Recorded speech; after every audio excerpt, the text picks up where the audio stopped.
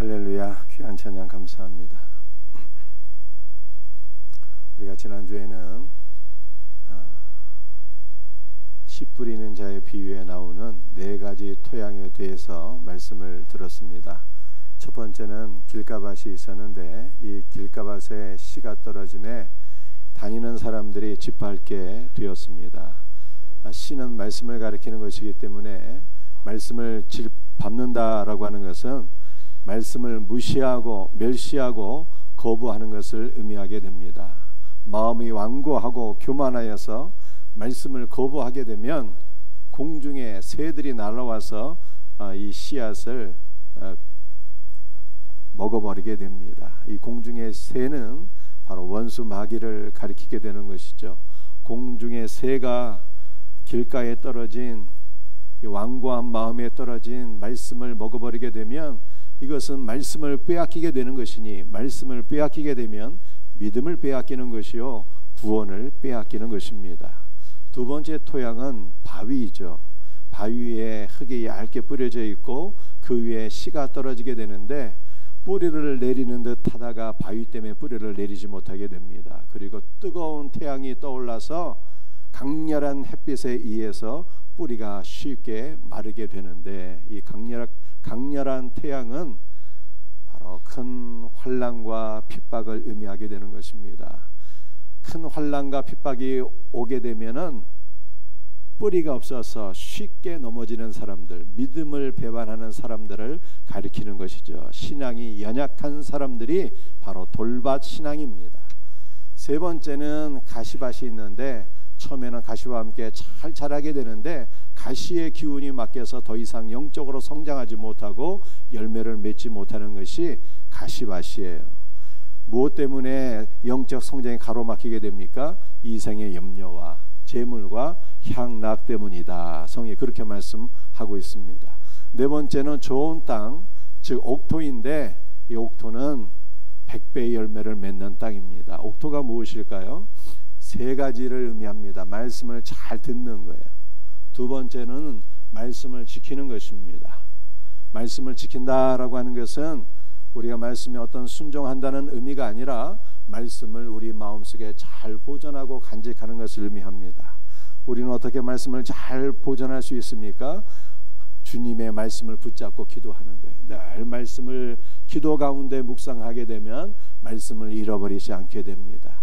그리고 옥토는요 인내하는 것입니다. 인내는 참고 견디는 것을 의미하는 것이 아니라 예수님을 바라보는 것이고 그분 안에 거하는 것입니다. 이렇게 말씀을 듣고 지키고 인내하는 것이 옥토이며 옥토는 100배의 열매를 맺는데요. 저와 여러분이 100배의 열매를 맺는 옥토가 되기를 주 예수의 이름으로 축복합니다. 오늘은 광풍이 불 때라고 하는 제목으로 주님의 말씀을 함께 나누기를 원합니다. 우리 세 가지 말씀을 나눌 터인데요. 첫 번째 나눌 말씀은 광풍이 불 때 배의 선장이 되시는 예수 그리스도를 신뢰하라. 누가복음 8장 22절 말씀 함께 같이 읽겠습니다. 하루는 제자들과 함께 배에 오르사 그들에게 이르시되 호수 저편으로 건너가자 하심에 이에 떠나. 예수님께서 하루는 제자들에게 말씀하셨어요. 얘들아 나와 함께 호수 저편으로 건너가자 라고 말씀하시면서 배에 올라타셨습니다. 예수님께서 타신 배는 갈릴리 동남쪽에 있는 거라사 지방으로 도착하게 됩니다. 이 거라사 지방은 이스라엘 땅이 아니라 이방인 지역이었어요. 예수님께서 공생의 기간 가운데 두 번 이방인 지역으로 가셨는데 한 번은 두로와 시돈으로 가셨고 또 한 번은 오늘 본문에 나타난 거라사 지역으로 가신 것입니다. 예수님께서 이방인 지역으로 가신 이유가 무엇입니까?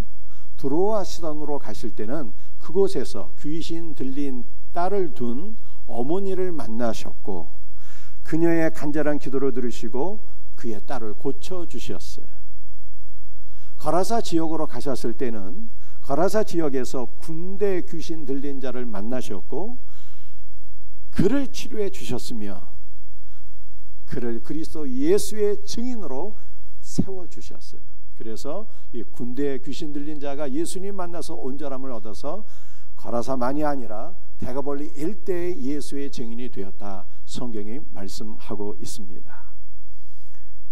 사랑하는 성도들이여, 우리 예수님께서 이방인 지옥으로 가신 이유가 무엇입니까? 바로 우리가 이방인이잖아요. 그래서 예수님께서 이방인 지옥으로 가시고 이방인들을 만나주시고 그들을 치료해 주시고 그들을 그리스도의 증인으로 세워주셨다는 것은 예수님께서 우리에게로 찾아오셔서 우리를 만나주시고 우리를 치료해 주시고 우리를 온전케 하시며 우리를 그리스도 예수의 증인으로 세워주신다는 말씀입니다. 예수님께서 성탄절에 베들레헴에서 탄생하셨어요. 예수님께서 말씀이신 하나님께서 인간의 육신을 입고 이 땅에 오신 이유가 무엇이겠습니까? 우리의 문제를 해결해 주시고 우리를 치료해 주시고 우리에게 영원한 생명을 주시기 위해서 오신 것입니다. 사랑하는 성도들이여, 여러분의 문제가 무엇입니까? 여러분의 문제가 어떻게 해결받을 수 있겠습니까? 예수님을 만나야 되는 것입니다. 예수님께서 우리 안으로, 우리 가정 안으로 찾아오시면 주님께서 우리 가정의 모든 문제를 해결해 주시고 우리를 치료하시며 온전케 하시며 그분 안에서 우리가 회복되며 그분의 증인으로 쓰임받게 될 것을 믿으시길 바랍니다. 예수님 만나기 원합니다. 예수님 우리 가정 안으로 임재하옵소서. 늘 기도할 수 있는 우리 성도들이 되시기를 주님의 이름으로 축복합니다.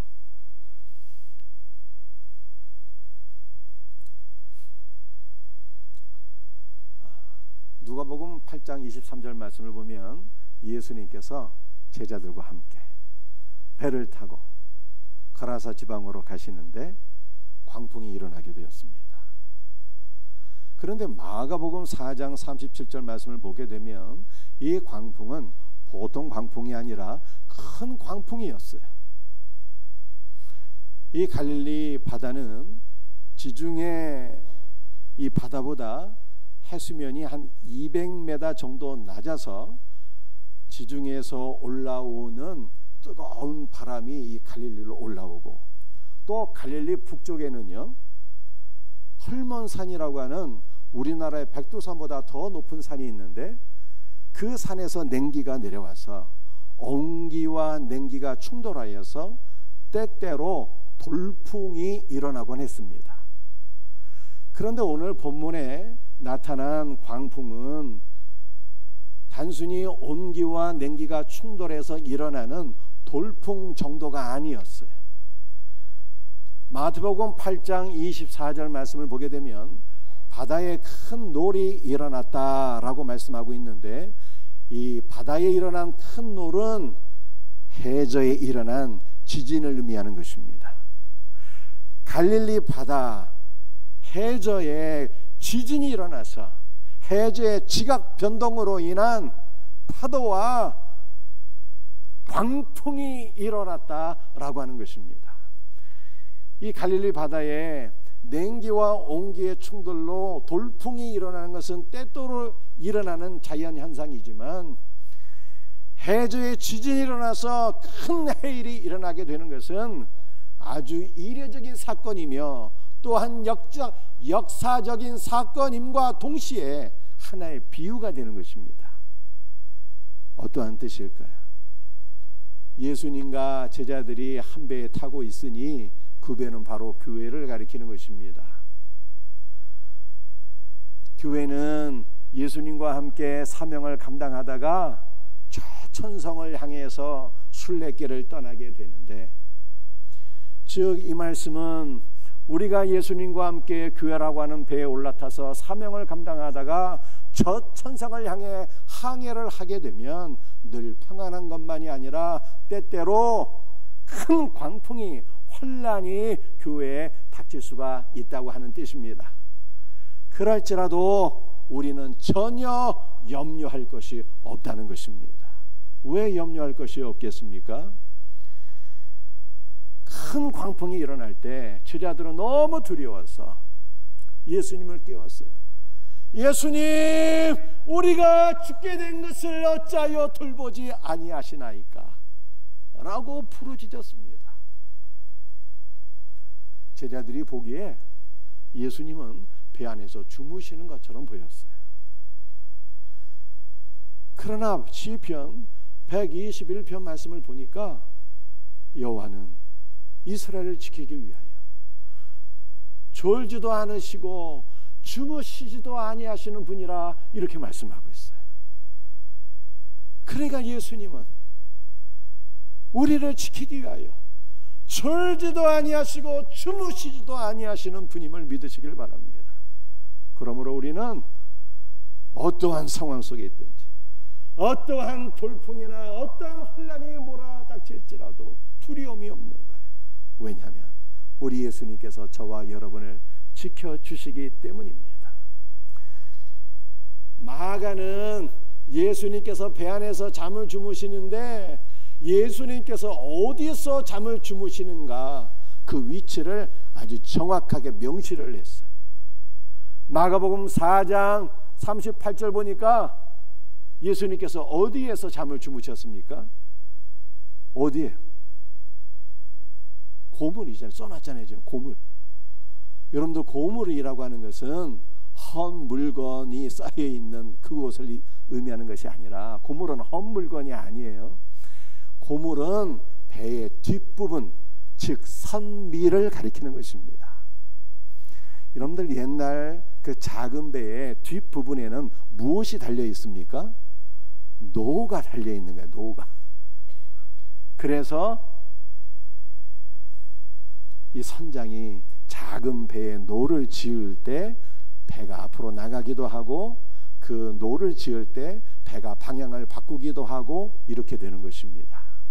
그런데 예수님께서 이 배의 선미, 고물에서 잠을 주무셨다는 것은 그 배의 선장이 지금 누구라고 하는 것을 보여주고 있는 것입니까? 바로 예수님이라는 거예요. 예수님께서 그 배의 노를 주장하시고 노를 저으시는 배의 선장이 되신다고 하는 것을 우리에게 말씀하고 있는 것입니다. 여러분들, 이 배는 바로 교회잖아요. 우리는 예수님과 함께 교회라고 하는 배에 올라타고 있는데, 교회의 선장이 누구입니까? 예수님이에요.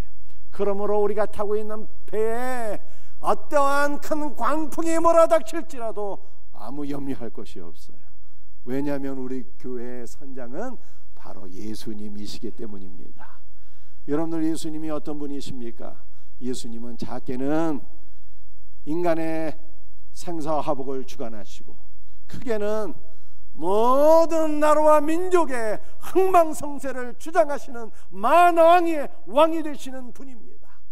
그러므로 그분이 우리와 함께 하시고 그분이 우리의 삶을 주장하시기 때문에 우리는 어떤 일이 있어도 두려움이 없는 거예요.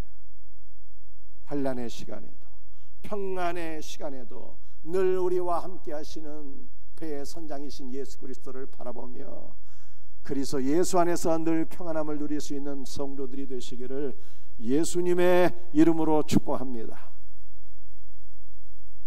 오늘 두 번째 나눌 말씀은 광풍이 불 때 주님의 이름을 부르며 기도하라입니다.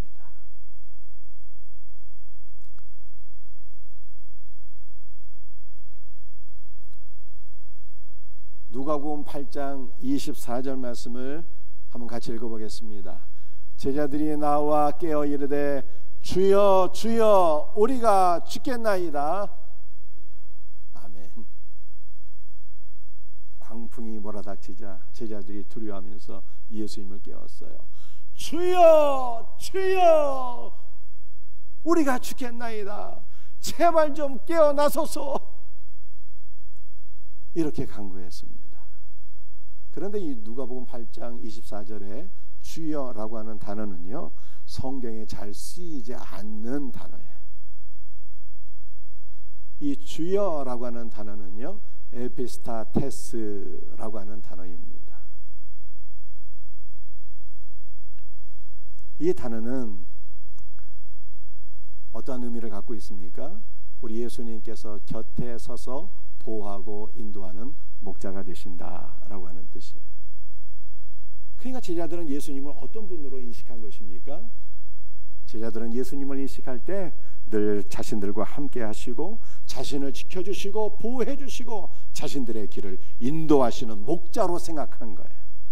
그래서 큰 광풍이 불어닥칠 때 예수님을 주여 주여 부르짖으며 그의 도우심을 간구한 것입니다. 여러분들은 어떤 문제가 있습니까? 어떤 문제가 있을지라도 우리 예수님을 꼭 기억하시며 살 수 있기를 바랍니다. 우리 예수님은 우리와 함께 계시고 우리 옆에 계시고 우리를 지켜주시고 보호하시며 우리의 길을 승리의 삶으로 이끌어 주시는 분임을 믿으시길 바랍니다. 여러분들 요한복음 1장 14절에는 이런 말씀이 있어요. 말씀이 육신이 되어 우리 가운데 거하심에, 거하신다는 것이 장막을 치다는 의미입니다. 장막은 하나님의 집이거든요. 예수님께서 우리 안으로 들어오셔서 우리 안에 장막을 치시고 우리와 함께 사신다는 거예요. 예수님 우리 안에서 복된 일을 행하시며 우리에게 은혜와 복이 임하게 될 때 함께 기뻐하고 즐거워하시는 분이에요. 그러나 우리의 삶에 환난이 광풍이 몰아닥칠 때는 우리와 함께 고난을 당하시며 또 우리와 함께 시험을 당하시며 그리고 마침내 고난 가운데서 부활하시고 고난 가운데서 우리와 함께 승리하시는 분이십니다. 요컨대 예수님은 절대로 우리를 버리시는 분이 아니에요. 예수님은 언제나 우리와 함께 하시는 분이에요. 우리 안에 우리와 함께 하시고 기쁠 때도 슬플 때도 늘 우리를 붙잡아 주시고 우리와 함께 동행하시는 분입니다. 이 주님을 기억하시고 이 주님과 함께 동행하는 우리 복된 성도들이 되시길 바랍니다. 힘들고 어려울 때 늘 주님을 찾으시며 그분의 도움을 요청할 수 있는 우리 성도들이 되기를 예수님의 이름으로 축복합니다. 여러분들 누가복음 8장 24절에는 광풍의 시간에 제자들이 주여 주여 하며 기도했어요. 이 주여는 예수님께서 늘 우리 곁에서 우리와 함께 하시고 우리의 길을 인도해 주시는 목자라고 하는 뜻입니다. 그런데 반면에 동일한 말씀이 마태복음 8장 25절에는 이렇게 기록되어 있습니다. 우리 말씀을 한번 같이 읽어보겠습니다. 그 제자들이 나와 깨우며 이르되 주여 구원하소서 우리가 죽겠나이다. 이번에는 제자들이 기도하는 것을 마태는 이렇게 기록을 했어요. 주여 구원하소서 우리가 죽겠나이다. 그런데 여기서 주여는요, 이 단어가 다른 단어예요. 이 단어가 퀴리오스라고 하는 단어인데 이 단어는 여호와라고 하는 뜻입니다. 여러분들 제자들은 광풍의 시간에 두려워했습니다. 믿음이 작았기 때문입니다. 큰 환난이 닥쳐오면 누구나 두려워할 수 있어요. 그런데 제자들이 믿음이 적어서 두려워한 것은 참 안타까운 일이었지만 제자들이 참 잘한 일이 있었습니다. 제자들은 무엇을 잘했을까요? 그것은 두려운 시간에 그들이 주님의 이름을 부르며 기도한 것입니다. 주여 우리를 구원하소서. 그렇게 주님의 이름을 부르며 기도했어요. 여러분들 우리는 환난과 고난의 시간에 제자들처럼 두려워할 수 있습니다. 이 두려움이 병적으로 크게 다가오게 되면 공황장애가 되는 거잖아요. 많은 현대인들이 두려움을 안고 살아가고 있습니다. 우리는 이 두려움의 문제를 어떻게 해결할 수 있습니까? 그것은 바로 우리의 두려움을 예수 그리스도 앞으로 가져가 가서 그분 앞에 내어 맡기고 주님의 이름을 부르며 기도하는 것입니다. 주님의 이름을 부르며 기도할 때 참으로 주님의 임재 가운데 주님의 평강을 누리게 될 것을 믿으시기를 바랍니다. 우리는 두려움의 시간에 주님의 이름을 부르면 구원을 받게 돼요. 로마서 10장 13절에 이렇게 말씀하고 있습니다. 누구든지 주의 이름을 부르는 자는 구원을 받으리라. 주님의 이름을 부르는 자는 예수님께서 재림하실 때 최후의 심판에서 구원을 받게 됩니다. 주님의 이름을 부르는 자는요, 최후의 심판에서만 아니라 날마다 우리가 경험하는 모든 환난과 고난과 문제 가운데서 구원받게 될 것을 믿으시기를 바랍니다. 구약시대 때는 아무도 주님의 이름을 부를 수가 없었어요. 여러분들, 주님이 이 히브리어는 여호와잖아요. 구약시대 때는 여호와라고 하는 말을 입에 담을 수가 없었어요. 너무 거룩한 이름이어서. 이 여호와라고 하는 단어는요, 히브리어 자음 4개로 이루어졌어요. 요두, 해, 바브, 해라고 하는 4개의 자음으로 이루어졌는데 너무 거룩한 단어여서 이것을 신성사문자라고 합니다. 이 신성사문자를 아무도 입에 담을 수가 없는 거예요. 너무 두려워서. 거룩한 이름이어서. 성경을 필사하는 필사자들도 이 단어가 나오면 성경을 필사하지 못하고 목욕 재개하고 옷을 새 옷으로 갈아입고 붓을 빨고, 그래서 이 거룩한 이름을 기록한 거예요. 그런데 구약시대 때 이 거룩한 이름을 부를 수 있는 단 하루가 있었어요. 단 하루. 그날은 바로 대속제일인 거예요. 대속제일에는 여호와를 부를 수 있는 특권이 허용이 된 것입니다. 그런데 오늘 신약에 사는 성도들은요, 이 이름을 날마다 부를 수 있잖아요. 왜 그럴까? 그것은요, 오늘 우리에게는 내일이 대속제일이기 때문에 그렇습니다. 우리는 예수 그리스도의 보혈의 공로를 매일 날마다 누리잖아요. 예수 믿는 신자에게는 날마다가 대속제일인 거예요. 그러므로 우리는 구약시대 성도들이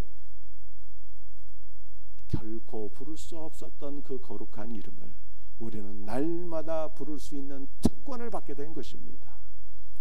주님의 이름은 모든 원수 마귀와 두려움이 물러가는 능력의 이름이요, 생명의 이름이요, 거룩한 이름이요, 가장 영광스러운 이름이요, 가장 복된 이름이에요. 그러므로 복된 성도들이요, 날마다 주님의 이름을 부르며 응답받고 주님의 이름을 부르며 승리하는 우리의 성도들이 될 수 있기를 예수님의 이름으로 축복합니다. 여러분들, 사도행전 9장 말씀을 보니까 주님의 이름을 부른 자들이 기록되어 있어요. 누가 주님의 이름을 불렀을까요? 초대교회 성도들은 주의 이름을 부르는 자들로 묘사되어 있습니다. 여러분들은 그리스도인입니까? 여러분이 그리스도인이 맞다면 주님의 이름을 불러야 되는 거예요. 진실로 주님의 이름을 부르게 될 때 그리스도 안에서 평강을 누리게 될 것을 믿으시기를 바랍니다. 누가복음 8장 24절 말씀 함께 같이 읽어보겠습니다. 예수께서 잠을 깨사 바람과 물결을 꾸짖으시니 이에 그쳐 잔잔하여 지더라. 예수님께서 잠에서 깨어나셔서 광풍과 큰 파도를 꾸짖으시니 갈릴리 바다가 잔잔하게 되었어요. 그런데 성경에서 이 바다라고 하는 단어는 두려움과 혼돈과 원수 마귀의 상징이에요. 그래서 여러분들이 계시록 말씀을 주의 깊게 읽어보게 되면 하나님 나라가 어떤 곳인가를 볼 수 있는데 하나님의 나라는 바다가 없더라, 그렇게 말씀하고 있어요. 바다가 없대요. 하나님 나라에는 원수 마귀가 없다는 뜻이에요. 그래서 누가복음 8장 24절에서 예수님께서 광풍과 큰 파도를 꾸짖으셔서 갈릴리 바다가 잔잔하게 되었다는 것은 그분이 바로 원수 마귀를 짓밟고 물리치시고 승리하시는 여호와 하나님이 되신다라고 하는 것을 보여주는 것입니다.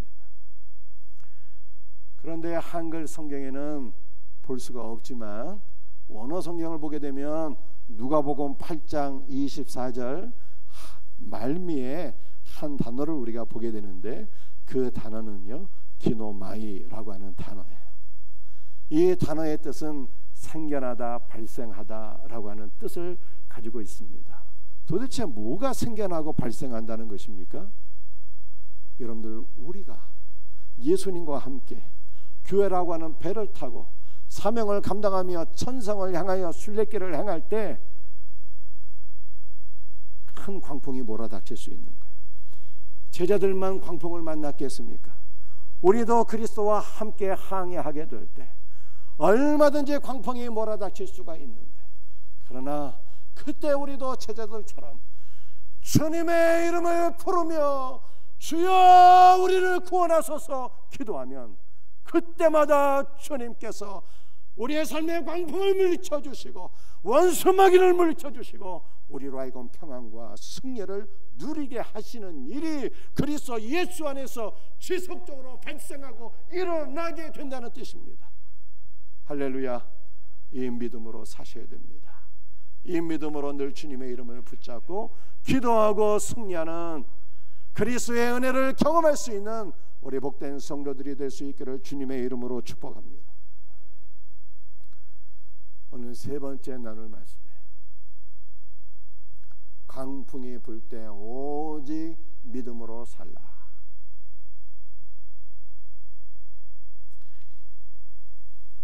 누가복음 8장 24절 말씀을 보게 되면 광풍이 일어날 때 예수님께서 꾸짖으시니 갈릴리 바다가 잔잔해졌습니다.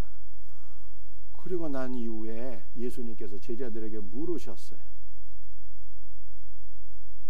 누가복음 8장 25절 말씀을 보니까 너희 믿음이 어디 있느냐? 라고 질문하셨어요. 이 말씀은 평소에는 너희에게 믿음이 있었는데 왜 환난의 시간에는 믿음을 잃어버렸느냐? 라고 질문하신 거예요.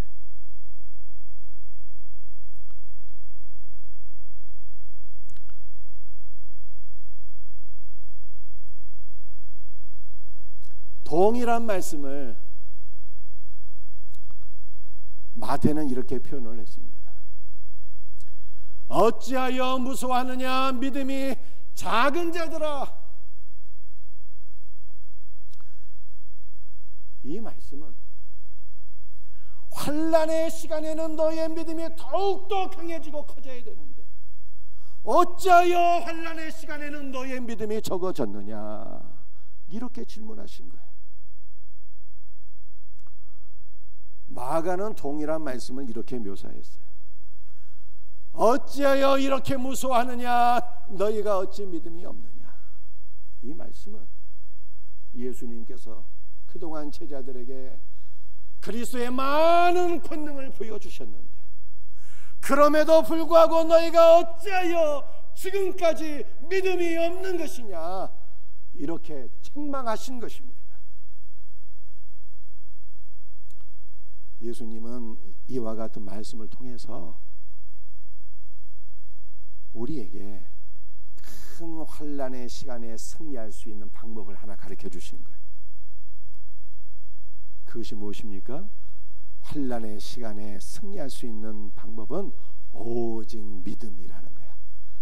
환난의 시간에 믿음을 잃어버리면 안 되고 환난의 시간에 믿음이 적어지면 안 되고 환난의 시간에는 오직 믿음으로 승리할 수 있다 라고 하는 것을 가르쳐 주신 것입니다.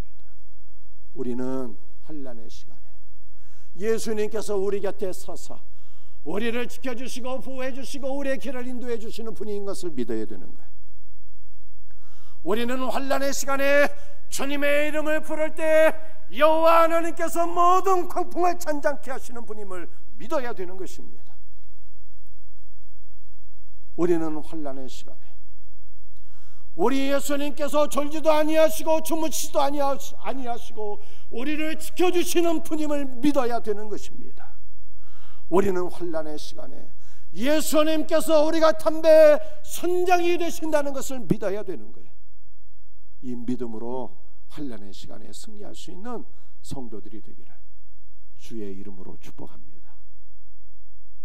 오늘 마지막 성경 구절이에요.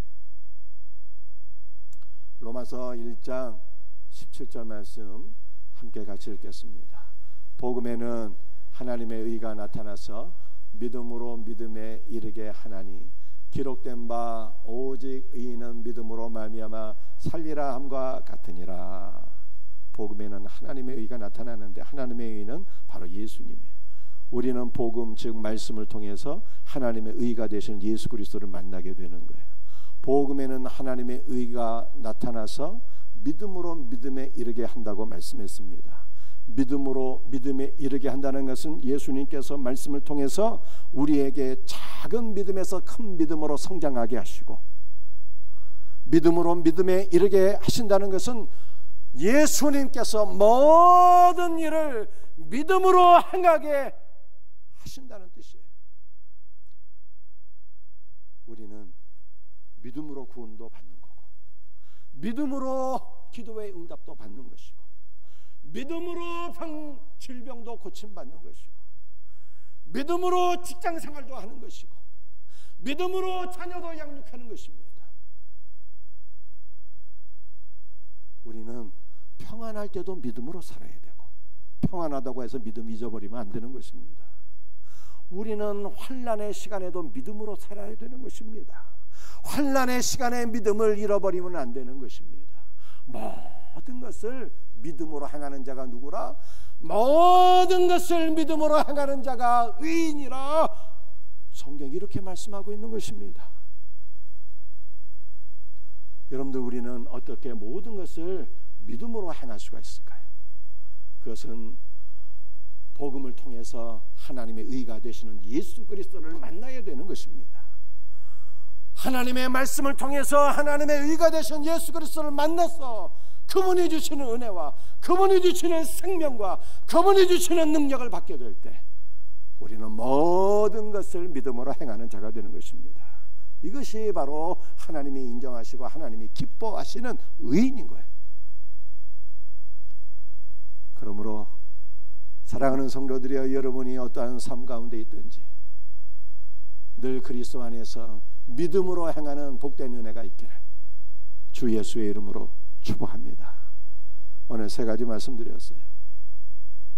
광풍이 불 때 배의 선장이 되시는 예수 그리스도를 신뢰하라. 염려하지 말라. 주님이 우리의 삶을 주장하시는 거예요. 광풍이 불 때 주님의 이름을 부르며 기도해야 돼요. 진실로 환난의 시간에 주님의 이름을 부르며 기도할 때 주님께서 우리의 삶의 모든 광풍이 잔잔해지도록, 원수 마귀가 물러가도록 역사하실 것을 믿으시길 바랍니다. 광풍이 불 때 환난의 시간에 주님께서 우리에게 요구하시는 것은 단 하나예요. 오직 믿음인 것입니다. 평안할 때도 환난의 시간에도 믿음으로 살 수 있는 우리 복된 성도들 되시기를 예수님의 이름으로 축복합니다. 찬송하시겠어요?